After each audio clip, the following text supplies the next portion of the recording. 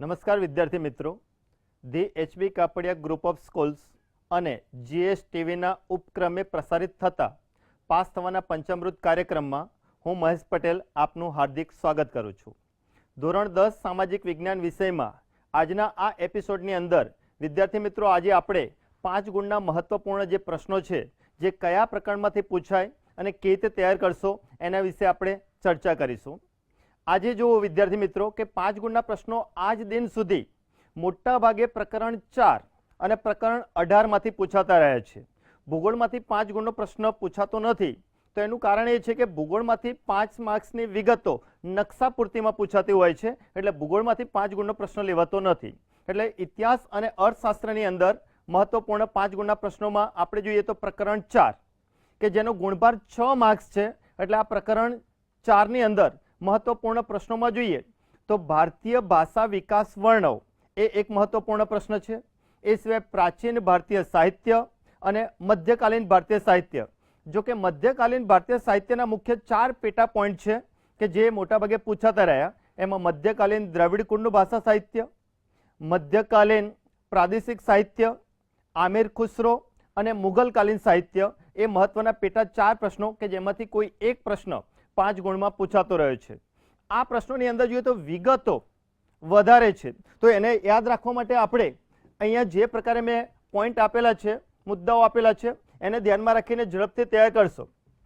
આમાં જોઈએ તો વૈદિક જે પ્રાચીન ભારતીય સાહિત્ય છે એના પેટા 5 પોઈન્ટ પડે છે, જેમાંથી કોઈ એક પોઈન્ટ પણ 5 ગુણના પ્રશ્નમાં પૂછી શકાય કે જેની અંદર વૈદિક સાહિત્ય, બૌદ્ધ સાહિત્ય, ગુપ્ત યુગનું સાહિત્ય, ગુજરાતી ગદ્ય પદ્ય સાહિત્ય, પ્રાચીન તમિલ સાહિત્ય. વૈદિક સાહિત્યની અંદરથી રામાયણ અને મહાભારતનો પરિચય આપો, આવો પ્રશ્ન 2 થી 3 વાર પૂછાયેલો છે. ગુજરાતી ગદ્ય પદ્યનો પરિચય આપો, એ પણ 5 ગુણમાં પ્રશ્ન પૂછાયેલો છે. અને પ્રાચીન ભારતીય સાહિત્ય એની અંદર આ 5 પોઈન્ટ લખવાના આવે એ પ્રકારનો પ્રશ્ન પણ પૂછાયેલો છે. પ્રાચીન ભારતીય સાહિત્યને સરળતાથી યાદ રાખવા માટે આ પ્રકારે તમે વિગતો પહેલા ટૂંકમાં તૈયાર કરો અને પછી એને વિસ્તૃત રીતે સમજૂતી આપવાની થશે. જેમ કે વૈદિક સાહિત્ય કે જે પ્રાચીન વૈદિક સાહિત્ય છે એ સંસ્કૃત ભાષામાં લખાયું, જેમાં પ્રારંભિક 4 વેદો આવે છે, જેમાં ઋગ્વેદ, સામવેદ, યજુર્વેદ, અથર્વવેદ. ઋગ્વેદ છે એ ભારતનો પ્રાચીનતમ ગ્રંથ છે, જેમાં 1028 ઋચાઓ છે. મોટાભાગની ઋચાઓ યજ્ઞ પ્રસંગે બોલવાની ઋચાઓ આપેલી છે જે દેવ દેવીઓને લગતી છે. સામવેદ કે જેની અંદર છંદોનું ગાન કરવાની વિધિ આપવામાં આવેલી છે. યજુર્વેદ કે યજ્ઞાદિક ક્રિયાનું વર્ણન કેવી રીતે કરવું એની માહિતી અપાયેલી છે. જ્યારે અથર્વવેદ તો અથર્વવેદની અંદર કર્મકાંડ અને સંસ્કારોનું વિગતે વર્ણન કરવામાં આવેલું છે. આ 4 વેદો પછી બ્રાહ્મણ ગ્રંથો રચાયા અને બ્રાહ્મણ ગ્રંથો એટલે કે વૈદિક સાહિત્યની સમજ આપી છે અને માનવીય આચરણના સહજ નિયમોનું વર્ણન કરવામાં આવેલું છે. બ્રાહ્મણ ગ્રંથોનો જે શરૂઆતનો ભાગ છે જેને પરિશિષ્ટો કહીએ, અને આ પરિશિષ્ટો એટલે આરણ્યકો તરીકે ઓળખાય છે. અને કહેવાય છે કે ભારતની અંદર દાર્શનિક સાહિત્યનો પાયો આ આરણ્યક ગ્રંથોએ નાખેલો છે, જેમાં પણ કર્મકાંડ અને સંસ્કારોની વિગતે માહિતી આપવામાં આવેલી છે. ભારતના પ્રાચીનતમ સાહિત્યની અંદર શ્રેષ્ઠતમ સાહિત્ય હોય તો એ ઉપનિષદ ગ્રંથો કહી શકાય. ઉપનિષદ ગ્રંથો છે કે જેની અંદર જીવ, જગત, મૃત્યુ, આત્મા, પરમાત્મા, પ્રકૃતિ આનું વિગતે તત્વચિંતન પૂર્વકનું ગહન વિચારો રજૂ કરવામાં આવેલા છે. આ ઉપનિષદો છે એ મોટાભાગે સાદા સરળ વાક્યોમાં સંવાદ સ્વરૂપે રચાયેલા છે. જેની અંદર શરૂઆતના ઉપનિષદો આપણે જોઈએ તો એમાં બૃહદારણ્ય ઉપનિષદ અને છાંદોગ્ય ઉપનિષદ એ મહત્વપૂર્ણ કહી શકીએ. ઉપનિષદ પછી રચાયેલું સાહિત્ય એટલે વેદાંગ ગ્રંથો, અને આ ગ્રંથોની અંદર 4 બાબતોનું વર્ણન જોવા મળે, જેમાં કર્મકાંડ, જ્યોતિષશાસ્ત્ર, ખગોળ અને વ્યાકરણ વિષયક માહિતી આપણને જોવા મળે છે. એ પછી પાણિનીનો અષ્ટાધ્યાયી ગ્રંથ પણ રચાયેલો છે, અને એ પછી મહાકાવ્યો આવે, અને મહાકાવ્યોની અંદર રામાયણ અને મહાભારત કે જેનો તમારે વિગતે પરિચય આપવાનો રહેશે. પુરાણો એ પછીના સાહિત્યની અંદર કે જે પુરાણોએ વૈદિક ધર્મને હિન્દુ ધર્મનું સ્વરૂપ અપાવવામાં મહત્વપૂર્ણ ભૂમિકા ભજવી છે. અને એ પછી જે શાસ્ત્ર ગ્રંથો અને સ્મૃતિ ગ્રંથો રચાયા. શાસ્ત્ર ગ્રંથોની અંદર જોઈએ તો ગણિત, વિજ્ઞાન સંબંધિત ગ્રંથો, જેમાં એક મહત્વપૂર્ણ શાસ્ત્ર કહી શકાય અર્થશાસ્ત્ર, જે કૌટિલ્ય દ્વારા રચિત છે, જે વહીવટી વિજ્ઞાનની શ્રેષ્ઠતમ કૃતિ આપણે કહી શકીએ. તો આ પ્રકારે વૈદિક સાહિત્યની અંદર આટલા ગ્રંથો વિશે તમારે માહિતી આપવાની. જો અલગથી પૂછાય કે વેદકાલીન સાહિત્ય તો એની અંદર આટલા પોઈન્ટ તમારે લખવા પડે. એ પછીનો જે બીજો મહત્વનો પોઈન્ટ છે એ ગુપ્ત યુગનો લૌકિક સાહિત્ય. એટલે ગુપ્ત યુગ દરમિયાન પણ સંસ્કૃત ભાષાનો ઉત્તરોત્તરનો વિકાસ ચાલતો રહ્યો છે ગુપ્ત યુગને કાવ્ય અને નાટકોનો સુવર્ણ યુગ કહેવાય છે, કારણ કે આ યુગ દરમિયાન અનેક કાવ્યો અને નાટકો લખાતા રહ્યા છે, જેમાં મુખ્ય સાહિત્યકાર તરીકે જોઈએ તો કાલિદાસ છે. કાલિદાસે 2 મહાકાવ્યો લખ્યા, કુમાર સંભવ અને રઘુવંશમ. એ સિવાય 2 ખંડ કાવ્યો લખ્યા કે જેની અંદર મેઘદૂત અને ઋતુ સંહાર કહી શકાય. એ સિવાય એમના 3 નાટકો છે જે વિશ્વ પ્રચલિત છે, જેમાં અભિજ્ઞાન શાકુંતલમ, માલવિકાગ્નિમિત્રમ અને વિક્રમો વર્ષિયમ નાટકો કહી શકાય, જેમાં શ્રેષ્ઠતમ નાટક છે અભિજ્ઞાન શાકુંતલમ, જે વૈદર્ભી શૈલીમાં લખાયેલા નાટકો છે. એ પછી બાણભટ્ટ કે જેમને હર્ષચરિત અને કાદંબરી આ 2 ગ્રંથો લખ્યા છે. હર્ષચરિતની અંદર રાજા હર્ષવર્ધનનું જીવન ચરિત્ર આલેખવામાં આવેલું છે. એ પછી નાટ્યકાર તરીકે પ્રસિદ્ધ ભવભૂતિ છે કે જેમણે 3 નાટકો લખ્યા, ઉત્તર રામચરિતમ, માલતી માધવ અને મહાવીર ચરિતમ. જ્યારે ભારવીની રચના છે કિરાતાર્જુન્યમ, વિશાખ દત્તની રચના છે મુદ્રા રાક્ષસ, શુદ્રકની રચના છે મુચ્છકટિકમ, દંડીની રચના છે 10 કુમાર ચરિતમ. તો આ પ્રકારે આ સમયકાળની અંદર થઈ ગયેલા મહત્વના સાહિત્યકારો છે. એ સિવાય માઘ પણ આવે કે જેને શિશુપાલવધની રચના કરી હતી, પણ શિશુપાલવધ સિવાય એ પછીના સમયકાળમાં શંકરાચાર્ય, તો શંકરાચાર્યએ ભાષ્યની રચના કરી. અલગ અલગ સમયમાં થઈ ગયેલા શંકરાચાર્યોએ મોટાભાગે આવા ભાષ્ય રચેલા છે. એ સિવાય આ સમયકાળની અંદર પ્રસિદ્ધ વાર્તા સંગ્રહો જોઈએ તો એની અંદર પંચતંત્ર અને કથા સરિત સાગર એ મહત્વપૂર્ણ સંસ્કૃતમાં લખાયેલા વાર્તા સંગ્રહો કહી શકીએ. અને આ ગ્રંથોની અંદર મોટાભાગે રાજકીય પ્રણય પ્રસંગો, રૂપકો, હાસ્ય પ્રસંગો, તત્વજ્ઞાન અને અન્ય કેટલીક બાબતોનું વર્ણન આ બધા ગ્રંથોની અંદર આપણને જોવા મળે છે. એ પછી જે રચાયેલું સાહિત્ય છે એને પ્રાચીન બૌદ્ધ સાહિત્ય કહી શકાય, જે પાલી ભાષામાં લખાયેલું છે, જેમાં મુખ્ય ધર્મ ગ્રંથ છે ત્રિપિટક, જેના 3 ભાગ પડે, અભિધમ પિટક, સુક્ત પિટક અને વિનય પિટક. વિનય પિટકની અંદર બૌદ્ધ સંજ્ઞા નિયમો છે, સુક્ત પિટકમાં બુદ્ધ શિષ્ય સંવાદ છે, જ્યારે અભિધમ્મ પિટક એ મહત્વપૂર્ણ ગ્રંથ છે. એટલે આ 3 ગ્રંથો ભેગા મળીને મુખ્ય ધર્મ ગ્રંથ ત્રિપિટક તરીકે ઓળખાય છે. એ પછી બૌદ્ધ ધર્મની અંદર રચાયેલું સાહિત્ય એટલે મિલિંદ પન્હો કે જેની અંદર તત્વજ્ઞાની નાગસેન અને ગ્રીક રાજવી મિનિન્ડર વચ્ચેના સંવાદ સ્વરૂપે રચાયેલો ગ્રંથ છે. એ સિવાય બૌદ્ધ ધર્મની અંદર બુદ્ધિ ચાતુર્ય માટે પ્રસિદ્ધ એક વાર્તા સંગ્રહ કે જેને આપણે જાતક કથાઓ કહીએ છીએ. અને એ પછીનું જે સાહિત્ય બૌદ્ધ ધર્મમાં રચાયું એ મોટાભાગે સંસ્કૃતમાં સાહિત્ય રચાયું, જેમાં અશ્વઘોષ રચિત બુદ્ધ ચરિત ગ્રંથ એ મહત્વનો ગ્રંથ કહી શકાય. એ ઉપરાંત પ્રાચીન ભારતીય તમિલ સાહિત્ય જોઈએ તો એ તમિલ સાહિત્ય છે એ 3 સંગમોનું સાહિત્ય કહી શકાય કે જેમાં રાજનીતિ, યુદ્ધ અને પ્રેમ પ્રસંગોનું વર્ણન જોવા મળે છે. જેમાં ઇત્તુથોકઈ એ 8 કાવ્યોનું સંકલન સ્વરૂપનો ગ્રંથ છે, પથ્થુપાતુ એ 10 ગીતો સ્વરૂપે લખાયેલો ગ્રંથ છે, તુલક્કપિયમ એ તમિલનો વ્યાકરણ ગ્રંથ છે, જ્યારે તિરુવલ્લુવરે કુરલ ગ્રંથની રચના કરી. એ સિવાય પ્રાચીન સમયકાળની અંદર વિખ્યાત બીજા 2 ગ્રંથો છે તમિલ ભાષામાં, જેમાં શિલ્પતિકારમ અને મણિમેખલાઈ મુખ્ય કહી શકાય. તો આ મોટો પ્રશ્ન છે, એને ટૂંકમાં પહેલા યાદ રાખો અને પછી એનું વિગતે વર્ણન કરતા જાઓ. તો આ રીતે આ પ્રશ્નોમાં આપણે વિદ્યાર્થી મિત્રો જોઈએ તો પ્રકરણ 4 ની અંદર મધ્યકાલીન ભારતીય સાહિત્ય, તો એની અંદર મહત્વપૂર્ણ 4 પ્રશ્નો મેં કહ્યા, એમાંના એક પ્રશ્નને સરળતાથી યાદ રાખવા માટે એને નાના નાના પોઈન્ટમાં પહેલા વિભાજિત કરી દઈએ અને તે વિભાજિત કરીને લખવામાં જ વિદ્યાર્થી મિત્રો આ પ્રશ્નનો જવાબ યાદ રહી શકે.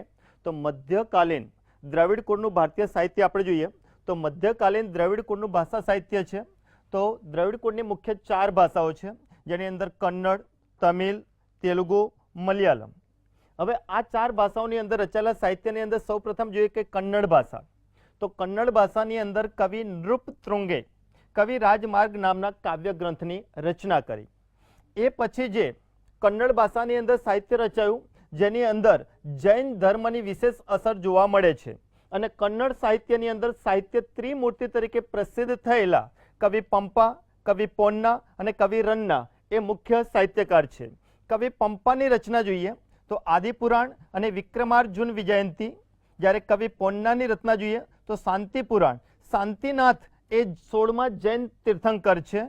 કવિ રન્નાની રચના જોઈએ તો અજિત પુરાણ અને ગદાયુદ્ધ. તો આ રચનાઓની અંદર કેટલીક રચનાઓ એ જૈન ધર્મ ઉપર આધારિત છે, જ્યારે કેટલીક રચનાઓ છે એ મહાભારત આધારિત છે, જેમ કે વિક્રમાર્જુન વિજયંતી અને ગદાયુદ્ધ. એ પછી જોઈએ તમિલ ભાષા સાહિત્ય. તો તમિલ ભાષાની અંદર મધ્યકાળ દરમિયાન કવિ કંબલે રામાયણમની રચના કરી. એ ઉપરાંત નલિયર દિવ્ય પ્રબંધ નામે પ્રચલિત એક ગ્રંથ છે કે જેની અંદર અલવાર સંતોના ગીતોને સમાવતો આ ગ્રંથ કહી શકાય. એ ઉપરાંત નૈનારોની મુખ્ય 3 રચનાઓ છે, જેની અંદર તિરુવસંગમ, તિરુવમંદિરમ અને તિરુત્તોદત્તો ગઈ. તો મધ્યકાળ દરમિયાન તમિલ સાહિત્યની અંદર રચાયેલા આ ગ્રંથો હતા. એ ઉપરાંત તેલુગુ ભાષા, તો તેલુગુ ભાષાની અંદર મધ્યકાળ દરમિયાન ધાર્મિક અને લૌકિક સાહિત્ય રચાયું છે કે જેમાં મુખ્યત્વે રામાયણ અને મહાભારત ગ્રંથોનું તેલુગુ ભાષાની અંદર ભાષાંતર થયેલું જોવા મળે છે. એ ઉપરાંત તેલુગુ ભાષાની અંદર વ્યાકરણ, વિજ્ઞાન વિષયક ગ્રંથોની પણ રચના થયેલી જોવા મળે છે. અને પછી ચોથી મહત્વની ભાષા એટલે એ મલયાલમ છે, અને મલયાલમ ભાષાનો પણ સાહિત્યિક વિકાસ તરીકે ક્રમિક વિકાસ થયેલો જોવા મળે છે. તો આ હતું મધ્યકાલીન દ્રવિડ કુળનું ભાષા સાહિત્ય. તો એની અંદર આ પ્રકારે ટૂંકમાં પહેલા માહિતી યાદ રાખો, પછી એને વિસ્તારીને જવાબ લખવાનો પ્રયત્ન કરશો. ક્યારેક વિદ્યાર્થી મિત્રો પ્રકરણ 5માંથી પણ 5 ગુણનો પ્રશ્ન પૂછવામાં આવતો હોય છે, જેની અંદર ધાતુ વિદ્યા, રસાયણ વિદ્યા, વૈદક શાસ્ત્ર અને શૈલ્ય ચિકિત્સા, ગણિત શાસ્ત્ર, ખગોળ અને જ્યોતિષશાસ્ત્ર અને વાસ્તુશાસ્ત્ર એમ કુલ 6 ટૂંકનોંધો છે, જેમાં મહત્વપૂર્ણ એક ટૂંકનોંધ છે ખગોળ અને જ્યોતિષશાસ્ત્ર, કે જેને પણ આપણે સરળતાથી યાદ રાખવા માટે એને પહેલા 2 ભાગમાં વિભાજિત કરીએ કે પહેલા ખગોળશાસ્ત્ર અને પછીના ક્રમે જ્યોતિષશાસ્ત્ર. સામાન્ય રીતે જોઈએ તો બધા શાસ્ત્રોમાં સૌથી પ્રાચીન શાસ્ત્ર હોય તો એ પ્રાચીન શાસ્ત્ર એટલે ખગોળશાસ્ત્ર છે. અને પ્રાચીન હોવાને કારણે જ વિદ્યાપીઠોમાં એનો વ્યવસ્થિત અભ્યાસ થતો હતો. પણ ખગોળશાસ્ત્રનો વિકાસ કેવી રીતે થયો? તો સામાન્ય રીતે ગ્રહો અને ગ્રહોની ગતિ, નક્ષત્રો, અવકાશી પદાર્થો આ બધાની ગણતરીને આધારે ખગોળશાસ્ત્રનો વિકાસ થયેલો જોવા મળે છે. અવકાશની અંદર કયા ગ્રહની ક્યાં પરિસ્થિતિ છે એ ગ્રહોને આધારે માનવીનું ફળ ફલિત કરવામાં આવતું હતું. એટલે અહીંયા ગ્રહોની માનવ જીવન પર અસર થાય છે એવું આ ખગોળશાસ્ત્ર દ્વારા પ્રતિપાદિત થાય છે. એ ઉપરાંત ખગોળશાસ્ત્રની અંદર મહત્વના ખગોળશાસ્ત્રી તરીકે આર્યભટ્ટ અને બ્રહ્મગુપ્ત છે. આર્યભટ્ટે ખગોળશાસ્ત્રીની અંદર પૃથ્વી પોતાની ધરી પર ફરે છે તેમજ ચંદ્રગ્રહણનું સાચું કારણ એ પૃથ્વીનો પડછાયો, આ બંને સંશોધન ખગોળશાસ્ત્રની અંદર આર્યભટ્ટે કરેલા છે. જ્યારે બ્રહ્મગુપ્તે જોઈએ તો બ્રહ્મગુપ્તે એક ગ્રંથની રચના કરી જેનું નામ છે બ્રહ્મ સિદ્ધાંત. એમણે ગુરુત્વાકર્ષણના નિયમો ખગોળશાસ્ત્રની અંદર આપેલા છે. તો આટલી વિગતો તમારે ખગોળશાસ્ત્રની અંદર લખવાની છે. એ પછી બીજો ભાગ એટલે જ્યોતિષશાસ્ત્ર. જ્યોતિષશાસ્ત્રની અંદર જોઈએ તો વરામિહિરે જ્યોતિષશાસ્ત્રને 3 ભાગની અંદર વિભાજિત કરેલું છે. આ 3 ભાગની અંદર જોઈએ તો તંત્ર, હોરા, સંહિતા આ મુખ્ય જ્યોતિષશાસ્ત્રના 3 ભાગ પડે છે.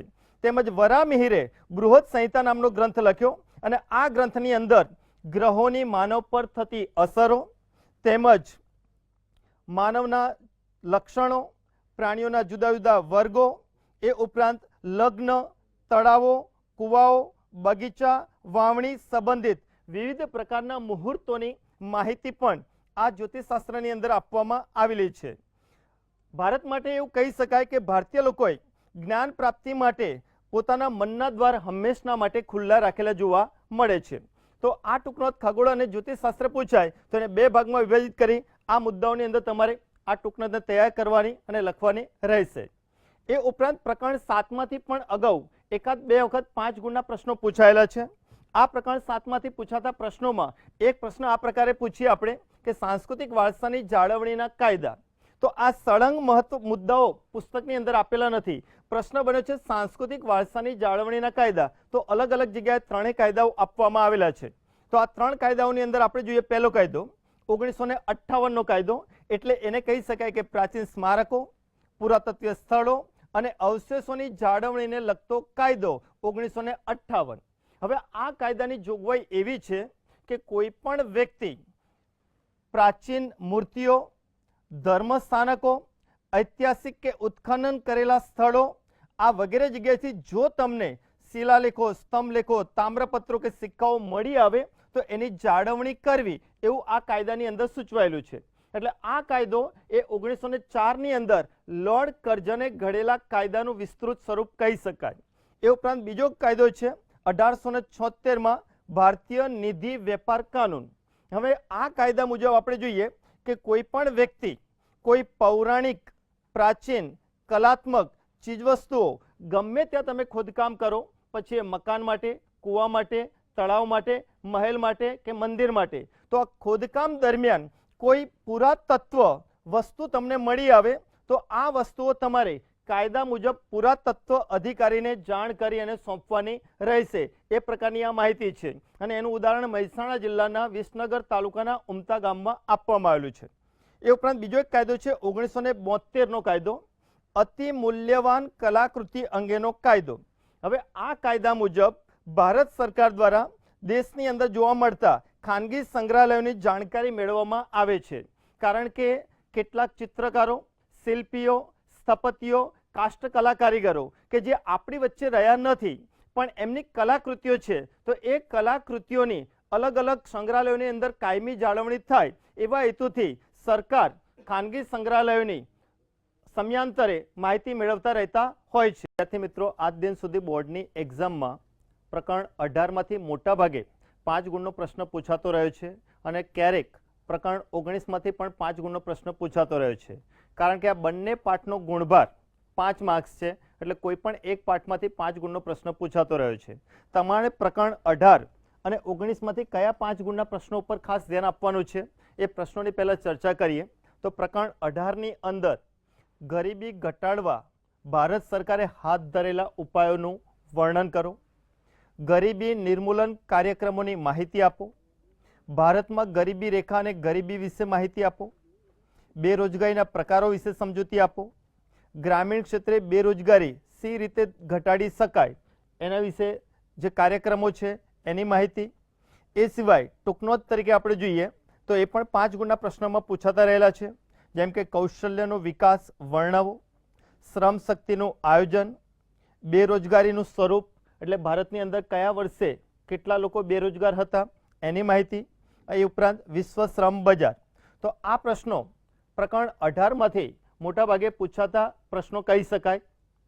એ સિવાય પ્રકરણ 19 છે, આ પ્રકરણ 19માંથી પણ 5 ગુણના ઘણા પ્રશ્નો છે. આ પ્રશ્નોમાં જોઈએ તો ભાવ વૃદ્ધિનું મુખ્ય કારણો જણાવો, એ ઉપરાંત ગ્રાહકનું શોષણ માટેના જવાબદાર પરિબળો કયા છે અથવા ગ્રાહકોનું શોષણ કઈ રીતે થાય છે એ પ્રકારે પણ પ્રશ્ન પૂછાતો હોય છે. ગ્રાહક શોષણના કારણો અને અહીંયા પ્રશ્ન છે ગ્રાહક શોષણના પ્રકાર. આ બે પ્રશ્નોની અંદર વિદ્યાર્થી મિત્રો મોટાભાગે ભૂલ કરતા હોય છે. સામાન્ય રીતે ગ્રાહકના પ્રકારો છે એ ઘણા બધા પ્રકારો છે. એ ઉપરાંત કારણો છે, મુખ્ય 4 કારણો છે કે જે 4 કારણોથી ગ્રાહકનું શોષણ થતું હોય છે. એ સિવાય આગળના પ્રશ્નો જોઈએ તો ગ્રાહકની ફરજો, ગ્રાહકના અધિકારો, ગ્રાહક સુરક્ષા મંડળના કાર્યો, આ મહત્વપૂર્ણ પ્રશ્નો 5 ગુણના પ્રકરણ 19ના થયા. જેમાં ભાવવૃદ્ધિના કારણો છે એ રીતે ભાવવૃદ્ધિ અટકાવવાના ઉપાય, તો એના પેટા પોઈન્ટ છે જાહેર વિતરણ વ્યવસ્થા અને ભાવવૃદ્ધિ અટકાવવા સરકારે કરેલા પ્રયાસો. તો એ પ્રશ્નો પણ અલગથી 3 ગુણમાં કે 5 ગુણમાં પણ ક્યારેક પૂછી કાઢવામાં આવતા હોય છે. તો આ રીતે પ્રકરણ 18 અને 19ની અંદર અપાયેલા 5 ગુણના પ્રશ્નોની લેખિત તૈયારી કરશો તો વધારે સરળતાથી તમે પરીક્ષાની અંદર પ્રેઝન્ટેશન આપી શકશો. એટલે અર્થશાસ્ત્રની અંદર પ્રશ્નની તૈયારી થયા પછી એની એકવાર લેખિત પ્રેક્ટિસ અવશ્ય કરશો તો વધારે સારી રીતે જવાબ લખી શકાય. એમાં એક પ્રશ્નની અંદર આપણે જોઈએ કે અર્થશાસ્ત્ર એટલે એમાં આંકડાકીય માહિતી વધારે હોય છે. આમાંનો એક પ્રશ્ન છે કે ભારતમાં ગરીબી રેખા અને ગરીબી, તો એની અંદર આંકડાકીય માહિતી વધારે છે. બેરોજગારીનું સ્વરૂપ, એમાં પણ આંકડાકીય માહિતી વધારે છે. તો આ માહિતીને યાદ રાખવા માટે વિદ્યાર્થી મિત્રો પહેલાં તમે ટૂંકમાં આ રીતે એક ચાર્ટ્સ એટલે કે કોષ્ટક બનાવી દો. પુસ્તકની અંદર આ પ્રકારે કોષ્ટક આપેલો નથી. હવે માત્ર આ પ્રકારે આટલી માહિતી તમે યાદ રાખો, પછી એને સરળતાથી સમજૂતી આપવાની છે જે પ્રકારે હું સમજાવું. સામાન્ય રીતે ભારતની અંદર ગરીબી રેખા અને ગરીબીની અંદર જોઈએ તો ભારતમાં વર્ષ 1993 અને 94ની ભાવ સપાટીએ ભારતની અંદર માથાદીઠ પ્રમાણ આપવામાં આવેલું છે આવક અને ખર્ચનું અને કેલેરીનું. તો માસિક માથાદીઠ આવક કેટલી હોવી જોઈએ, માસિક માથાદીઠ ખર્ચ કેટલું કરી શકતો હોવો જોઈએ. પણ કયા ક્ષેત્રોમાં, તો ગ્રામ્ય ક્ષેત્રની અંદર આવકનું પ્રમાણ કેટલું, શહેરી ક્ષેત્રમાં આવકનું પ્રમાણ કેટલું, એ ખાસ તમારે યાદ રાખવાનું છે. આટલું યાદ રાખ્યા પછી સમજૂતી આપવાની કે ભારત સરકારે વર્ષ 93-94ની ભાવ સપાટીએ ગ્રામીણ ક્ષેત્રે વ્યક્તિની ઓછામાં ઓછી માસિક માથાદીઠ આવક 328 રૂપિયા હોય, જ્યારે શહેરી ક્ષેત્રે આવકનું પ્રમાણ માથાદીઠ 454 રૂપિયા હોય. જો વ્યક્તિ આટલી આવક મહિના દરમિયાન પ્રાપ્ત કરી શકે છે તો એ ગરીબી રેખાની ઉપર છે. નિર્ધારિત કરેલ આવકનું પ્રમાણ પણ વ્યક્તિ પ્રાપ્ત કરી શકતો નથી તો એ ગરીબી રેખાની નીચે જીવે છે. તો આ પ્રકારે આવકનો પોઈન્ટ સમજાવવાનો, એ જ પ્રકારે ખર્ચની પરિસ્થિતિ સમજાવવાની કે 93-94ની ભાવ સપાટીએ ગ્રામ્ય વિસ્તાર માટે માસિક માથાદીઠ ખર્ચનું પ્રમાણ 228 રૂપિયા નિર્ધારિત કરેલું છે. એ રીતે શહેરી ક્ષેત્ર માટે માસિક માથાદીઠ ખર્ચનું પ્રમાણ 256 રૂપિયા નિર્ધારિત કરેલું છે. જો વ્યક્તિ પોતાની ન્યૂનતમ મૂળભૂત જરૂરિયાતો સંતોષવા માટે નિર્ધારિત કરેલું ખર્ચ કરી શકે છે તો એ વ્યક્તિ ગરીબી રેખાની ઉપર જીવે છે, પણ નિર્ધારિત કરેલું ખર્ચ કરવા માટે પણ વ્યક્તિ સક્ષમ નથી તો એ ગરીબી રેખાની નીચે જીવે છે એવું કહી શકાય. અહીંયા એક બાબત તમે ધ્યાનમાં રાખો કે ગ્રામ્ય વિસ્તાર કરતાં શહેરી વિસ્તારમાં આવક અને ખર્ચનું પ્રમાણ વધુ રાખવામાં આવ્યું છે. તો એનું મૂળ કારણ કે ગ્રામ્ય સ્તરના લોકો કરતાં શહેરી ક્ષેત્રની અંદર દૂધની બનાવટો, ફળફળાદી ઇત્યાદિ પાછળ ખર્ચ વધુ કરવો પડે એટલે અહીંયા આવક અને ખર્ચનું પ્રમાણ વધુ છે. જ્યારે કેલેરીનું પ્રમાણ ગ્રામ્ય વિસ્તાર માટે 2400 નિર્ધારિત કરેલું છે, જ્યારે શહેરી ક્ષેત્ર માટે 2100, કારણ કે ગ્રામીણ ક્ષેત્રે શારીરિક શ્રમ વધુ જ્યારે અહીંયા માનસિક શ્રમ વધુ છે. જો વ્યક્તિ દિવસ દરમિયાન પોતાના શરીરની અંદર નિર્ધારિત કરેલી ઉર્જા શક્તિ ઉત્પન્ન થઈ શકે એટલો ખોરાક મેળવી શકે છે તો એ ગરીબી રેખાની ઉપર છે, નહીં તો ગરીબી રેખાની નીચે જીવે છે. એ જ રીતે ભારતની અંદર ગરીબીનું પ્રમાણ જોવા જઈએ તો 1999 2000ની અંદર સૌથી વધુ ગરીબી ઓરિસ્સા રાજ્યમાં એટલે કે ઓડિશામાં જોવા મળે 47.15%, જ્યારે ગરીબીમાં બીજા ક્રમે આવે છે બિહાર, જ્યાં ગરીબીનું પ્રમાણ છે 42.60%, જ્યારે 31.15%થી 37.43% ગરીબી ક્યાં જોવા મળે તો એ અરુણાનો અસીમ ઉત્તર એટલે કે અરુણાચલ પ્રદેશ, અસમ, સિક્કિમ, મધ્યપ્રદેશ, ઉત્તર પ્રદેશમાં જોવા મળે છે. જ્યારે ગરીબીનું ઓછું પ્રમાણ કયા રાજ્યોમાં તો જમ્મુ કાશ્મીર, કેરળ, દિલ્હી, આંધ્રપ્રદેશ, ગુજરાત અને મહારાષ્ટ્રમાં છે. જ્યારે પંજાબ, હરિયાણા અને ગુજરાતે કૃષિ વિકાસ દ્વારા ગરીબી નાબૂદ કરી, આંધ્રપ્રદેશે જાહેર વિતરણ વ્યવસ્થા દ્વારા ગરીબી નાબૂદ કરી, જ્યારે કેરળ રાજ્યએ માનવ સંસાધનના વિકાસ દ્વારા એટલે કે સાક્ષરતાનું પ્રમાણ વધારીને ગરીબી નાબૂદ કરી. તો વિદ્યાર્થી મિત્રો, આ હતા મહત્વપૂર્ણ 5 ગુણના પ્રશ્નો. આ પ્રકારે તમે પ્રશ્નોની તૈયારી કરશો તો સરળતાથી તમે 5માંથી 5 માર્ક્સ લાવી શકશો. આગળના એપિસોડની અંદર આપણે મહત્વપૂર્ણ MCQ અને નકશા પૂર્તિ કેવી રીતે કરશું એ એપિસોડ જોઈશું. ત્યાં સુધી જોતા રહેશો પાસ થવાનું પંચામૃત.